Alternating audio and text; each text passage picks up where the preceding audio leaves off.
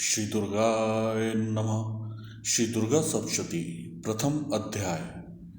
भगवान विष्णु के सो जाने पर मधु और कैटव को मारने के लिए कमल जन्मा ब्रह्मा जी ने जिनका स्तवन किया था, उन महाकाली देवी का मैं सेवन करता हूँ।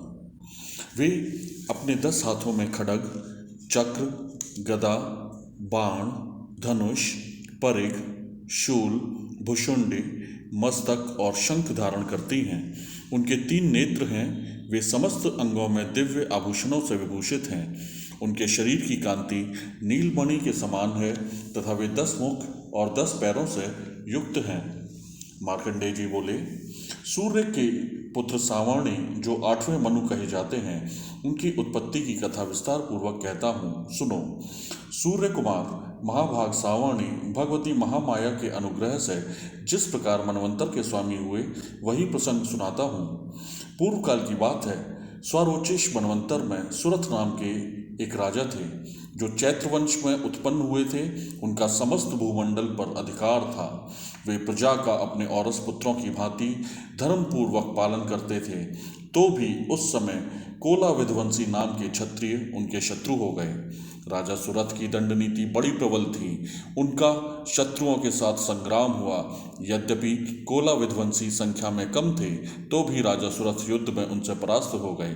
तब वे युद्ध भूमि से अपने नगर को लौट आए और केवल अपने देश के राजा होकर रहने लगे। किंतु वहां भी उन प्रबल शत्रुओं ने उस समय महाभाग राजा सुरथ पर आक्रमण कर दिया। राजा का बल क्षीण हो चला था, इसलिए उनके दुष्ट, बलवान एवं दुरात्मा मंत्रियों ने वहां उनकी राजधानी में भी राजकीय सेना और खजाने को हथिया लिया। सुरथ का प्रभुत्व नष्ट हो चुका था, इसलिए वे शिकार खेलने के बहाने घोड़े पर सवार हो वहां से अकेले ही एक घने जंगल में चले गए।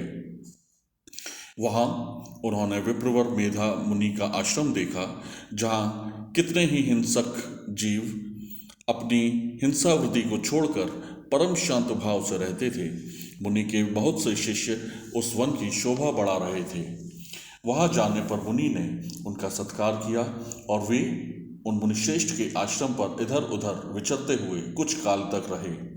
फिर ममता से आकृष्ट चित्त होकर वहां इस प्रकार चिंता करने लगे, पूर्व काल में मेरे पूर्वजों ने जिसका पालन किया था, वही नगर आज मुझसे रहित है। पता नहीं मेरे दुराचारी भृत्यगण उसकी धर्मपूर्वक रक्षा करते हैं या नहीं।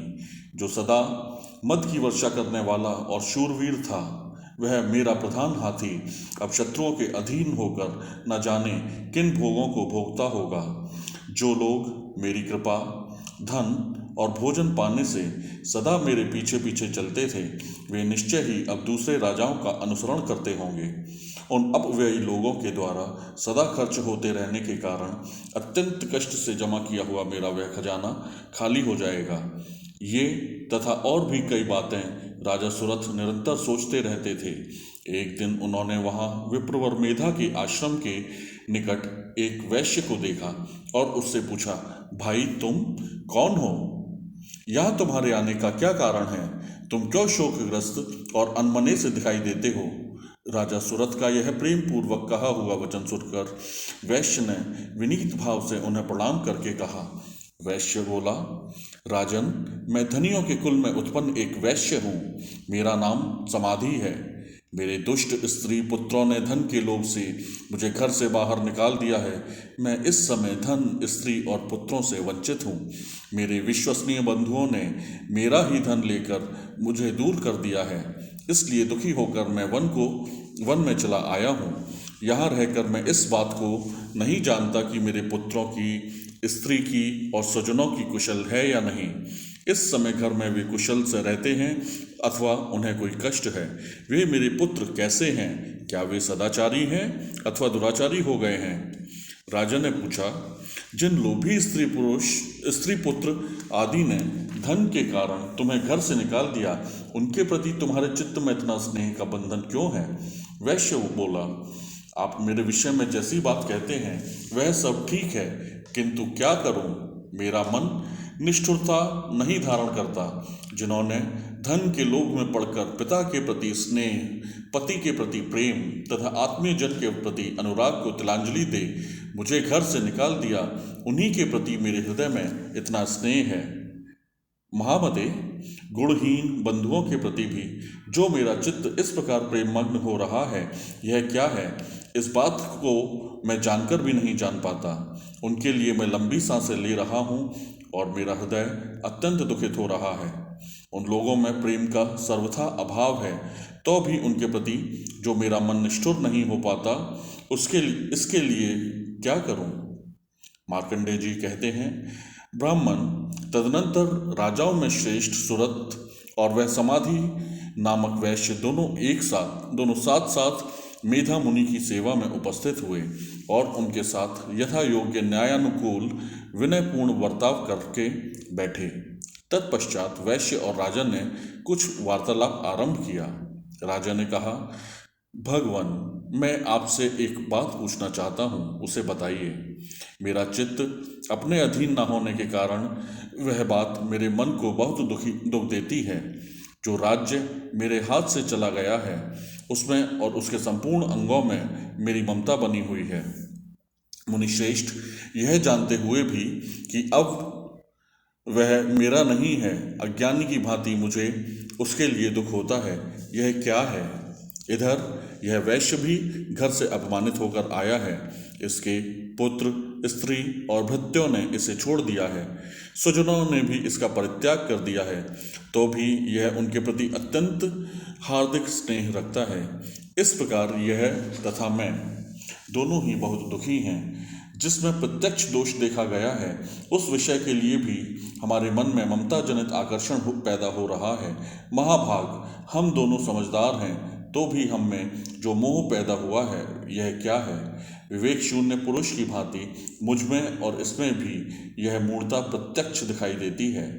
ऋषि बोले, महाभाग, विषय मार्ग का ज्ञान सब जीवों को है। इसी प्रकार विषय भी सबके लिए अलग अलग हैं। कुछ प्राणी दिन में नहीं देखते और दूसरे रात में ही नहीं देखते, तथा कुछ जीव ऐसे हैं जो दिन और रात्रि में भी बराबर ही देखते हैं। यह ठीक है कि मनुष्य समझदार होते हैं, किंतु केवल वे ही ऐसे नहीं होते। पशु, पक्षी और मृग आदि सभी प्राणी समझदार होते हैं। मनुष्यों की समझ भी वैसी ही होती है जैसी उन मृग और पक्षियों की होती है, तथा जैसी मनुष्यों की होती है वैसी ही उन मृग पक्षी आदि की होती है। यह तथा अन्य बातें भी प्राय दोनों में समान ही हैं। समझ होने पर भी इन पक्षियों को तो देखो, ये स्वयं भूख से पीड़ित होते हुए भी मोहवश बच्चों की चोंच में कितने चाव से अन्न के दाने डाल रहे हैं। नरश्रेष्ठ, क्या तुम नहीं देखते कि ये मनुष्य समझदार होते हुए भी लोभवश अपने किए हुए उपकार का बदला पाने के लिए पुत्रों की अभिलाषा करते हैं? यद्यपि उन सब में समझ की कमी नहीं है, तथापि वे संसार की स्थिति बनाए रखने वाले भगवती महामाया के प्रभाव द्वारा ममतामय भंवर से युक्त मोह के गहरे गर्त में गिराए गए हैं। इसलिए इसमें आश्चर्य नहीं करना चाहिए। जगदीश्वर भगवान विष्णु की योग निद्रा रूपा जो भगवती महामाया है, उन्हीं से यह जगत मोहित हो रहा है। वे भगवती महामाया देवी ज्ञानियों के भी चित्त को बलपूर्वक खींचकर मोह में डाल देती हैं। वे ही इस संपूर्ण चराचर जगत की सृष्टि करती हैं, तथा वे ही प्रसन्न होने पर मनुष्यों को मुक्ति के लिए वरदान देती हैं। वे ही पर विद्या, संसार बंधन और मोक्ष की हेतुभूता सनातनी देवी तथा संपूर्ण ईश्वरों की भी अधीश्वरी हैं। राजा ने पूछा, भगवान, जिन्हें आप महामाया कहते हैं, वे देवी कौन हैं? ब्राह्मण, उनका आविर्भाव कैसे हुआ तथा उनके चरित्र कौन कौन हैं? ब्रह्मवेताओं में श्रेष्ठ महर्षि उन देवी का जैसा प्रभाव हो, जैसा स्वरूप हो और जिस प्रकार प्रादुर्भाव हुआ हो, वह सब मैं आपके मुख से सुनना चाहता हूँ। ऋषि बोले, राजन, वास्तव में तो वे देवी नित्य स्वरूपा ही हैं। संपूर्ण जगत उन्हीं का रूप है तथा उन्होंने समस्त विश्व को व्याप्त कर रखा है। तथापि उनका प्राकट्य अनेक प्रकार से होता है, वह मुझसे सुनो। यद्यपि वे नित्य और अजन्मा हैं, तथापि जब देवताओं का कार्य सिद्ध करने के लिए प्रकट होती हैं, उस समय लोक में उत्पन्न हुई कहलाती हैं। कल्प के अंत में जब संपूर्ण जगत एकार्णव में निमग्न हो रहा था और सबके प्रभु भगवान विष्णु शेषनाग की शैया बिछाकर योग निद्रा का आश्रय ले सो रहे थे, उस समय उनके कानों के मैल से दो भयंकर असुर उत्पन्न हुए जो मधु और कैटव के नाम से विख्यात थे। वे दोनों ब्रह्मा जी का वध करने को तैयार हो गए।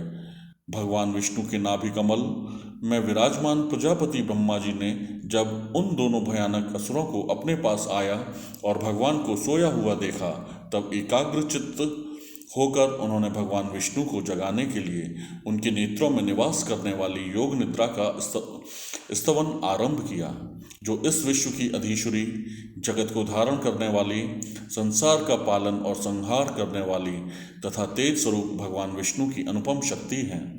उन्हीं भगवती निद्रा देवी की भगवान ब्रह्मा स्तुति करने लगे। ब्रह्मा जी ने कहा, देवी तुम ही स्वाहा, तुम ही स्वधा और तुम ही वशटकार हो।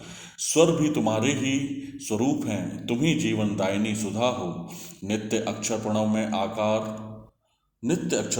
अकार, उकार, मकार, इन तीन मात्राओं के रूप में तुम ही स्थित हो तथा इन तीन मात्राओं के अतिरिक्त जो बिंदु रूपा नित्य अर्धमात्रा है, जिसका विशेष रूप से उच्चारण नहीं किया जा सकता, वह भी तुम ही हो।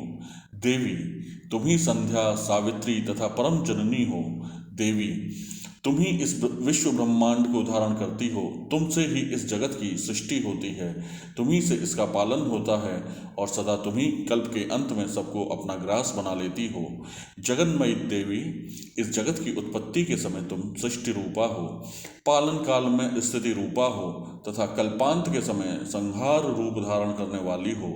तुम ही महाविद्या, महामाया, महामेधा, महास्मृति, महामोह रूपा, महादेवी और महासुरी हो।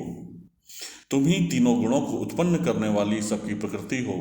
भयंकर कालरात्रि, महारात्रि और मोहरात्रि भी तुम ही हो। तुम ही श्री, तुम ही ईश्वरी, तुम ही ह्रीम, तुम ही बोध स्वरूपा बुद्धि हो। लज्जा, पुष्टि, तुष्टि, शांति और क्षमा भी तुम ही हो।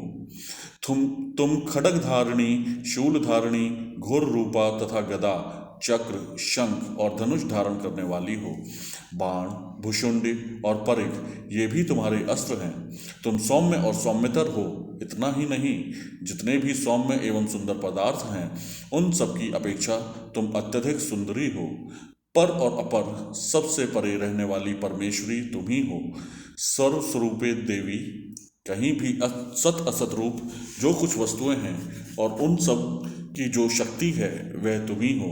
ऐसी अवस्था में तुम्हारी स्तुति क्या हो सकती है?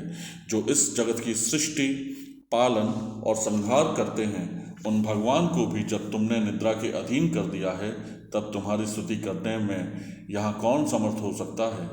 मुझको, भगवान शंकर को तथा भगवान विष्णु को भी तुमने ही शरीर धारण कराया है, अतः तुम्हारी स्तुति करने की शक्ति किसमें है?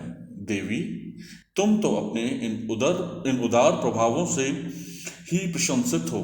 ये जो दोनों दुर्धर्ष असुर मधु और कैटव हैं, इनको मोह में डाल दो और जगदीश्वर भगवान विष्णु को शीघ्र ही जगा दो।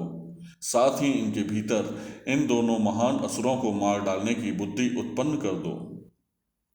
ऋषि कहते हैं, राजन, जब ब्रह्मा जी ने वहां मधु और कैटव को मारने के उद्देश्य से भगवान विष्णु को जगाने के लिए तमोगुण की अधिष्ठात्री देवी योग निद्रा की इस प्रकार स्तुति की, तब वे भगवान के नेत्र, मुख, नासिका, बाहु, हृदय और वक्षस्थल से निकलकर अव्यक्त जन्मा ब्रह्मा जी की दृष्टि के समक्ष खड़ी हो गईं।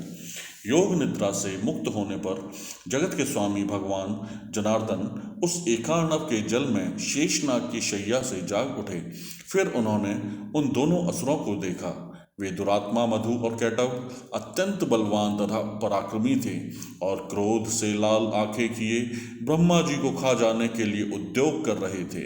तब भगवान श्रीहरि ने उठकर उन दोनों के साथ 5000 वर्षों तक केवल बाहुयुद्ध किया। वे दोनों भी अत्यंत बल के कारण उन्मत्त हो रहे थे। इधर महामाया ने भी उन्हें मोह में डाल रखा था। इसलिए वे भगवान विष्णु से कहने लगे, हम तुम्हारी वीरता से संतुष्ट हैं, तुम हम लोगों से कोई वर मांगो। श्री भगवान बोले, यदि तुम दोनों मुझ पर प्रसन्न हो तो अब मेरे हाथ से मारे जाओ। बस इतना सा ही मैंने वर मांगा है, यहाँ दूसरे किसी वर से क्या लेना है। ऋषि कहते हैं, इस प्रकार धोखे में आ जाने पर जब उन्होंने संपूर्ण जगत में जल ही जल देखा, तब कमल नयन भगवान से कहा, जहाँ पृथ्वी जल में डूबी हुई ना हो, जहाँ सूखा स्थान हो, वहीं हमारा वध करो। ऋषि कहते हैं, तब यथास्तु कहकर शंख चक्र और गदा धारण करने वाले भगवान ने उन दोनों के मस्तक अपनी जांघ पर रखकर चक्र से काट डाले। इस प्रकार ये देवी महामाया ब्रह्मा जी की स्तुति करने पर स्वयं प्रकट हुई थी। अब पुनः तुमसे उनके प्रभाव का वर्णन करता हूँ, सुनो। इस प्रकार श्री मार्कंडे पुराण में सावर्णिक मनवंतर की कथा के अंतर्गत देवी महात्म्य में मधुकैटभ वध नामक पहला अध्याय पूरा हुआ।